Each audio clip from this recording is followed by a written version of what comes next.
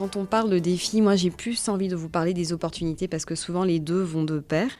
Et donc le premier point, si on regarde au niveau des institutions financières et des banques en particulier, je pense que le défi, ou plutôt l'opportunité, serait donc de changer le paradigme en fait. Et quand je parle de paradigme, il faudrait changer la perception qu'ont ces institutions financières des femmes entrepreneurs. Parce que bien souvent, quand on parle de femmes entrepreneurs, ce qu'on voit en premier lieu, donc, c'est le risque. Elles sont perçues comme plus risquées, elles sont perçues comme moins solvables, elles sont perçues aussi comme moins capables de porter à bien des projets.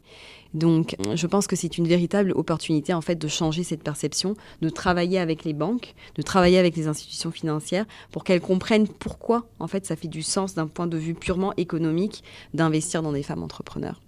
Donc ça c'est pour le premier point. Le second point, donc on va regarder peut-être les femmes elles-mêmes, donc les femmes entrepreneurs elles-mêmes, parce que souvent on se rend compte qu'elles-mêmes sont la première limite à leur développement. Elles s'autocensurent. On va vous dire qu'en fait, vous entendrez les institutions financières vous dire qu'elles ne reçoivent pas ces dossiers, ces applications des femmes entrepreneurs. Donc en fait, les femmes entrepreneurs, bien souvent, je ne généralise pas, mais souvent, elles vont vivre dans des conversations qu'elles n'ont pas réellement eues avec les institutions financières. Donc comment est-ce qu'on fait en sorte de pouvoir accompagner ces femmes entrepreneurs pour qu'elles aient la connaissance des processus des banques, comment les approcher, comment elles arrivent à gagner en confiance et comment elles arrivent à être mieux outillées pour qu'une fois déposé, leur dossier puisse être considéré. Et enfin, le troisième point, donc, et là je vais toucher à la question de l'écosystème.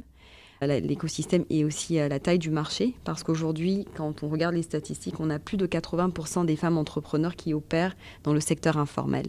Donc il y a vraiment un rôle fondamental que peuvent jouer les politiques, les régulateurs, les banques centrales, pour définir et pour mettre en place des politiques donc, qui visent à augmenter l'inclusion financière des femmes.